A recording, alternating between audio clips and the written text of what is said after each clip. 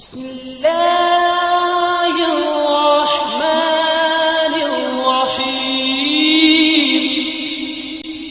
حضرت سیدنا علی المرتضیٰ شیر خدا کرم اللہ وجہ الکریم سے پوچھا گیا، یا حضرت گھر میں پریشانیاں آنے کی وجہ کیا ہے؟ رزق میں سے برکت اٹھنے کی وجہ کیا ہے؟ مال میں برکت نہ آنے کی وجہ کیا ہے؟ تو سیدنا علی المرتضیٰ شیر خدا کرم اللہ وجہ الکریم نے فرمایا یہ دو گناہ چھوڑ دو، سب کچھ ٹھیک ہو جائے گا۔ اس نے کہا حضرت جلدی بتائیں وہ کون سے دو گناہ ہیں جو انسان کو تباہی کی طرف لے جاتے ہیں؟ حضرت علی نے فرمایا پہلا گناہ، مال کے ہونے کے باوجود بھی، رزق کے ہونے کے باوجود بھی، پیسہ دولت ہونے کے باوجود بھی دروازے پر آئے کسی سائل کو خالی ہاتھ واپس بھیج دینا۔ حضرت علی فرماتے ہیں رزق میں سے برکت اٹھنے کی دوسری جو وجہ ہے، دوسرا جو گناہ ہے وہ ہے والدین کی نافرمانی، نافرمانیاں کر کر کے والدین کو دکھ دے دے کر ان سے دعائیں لینے کے بجائے بد دعائیں لینا۔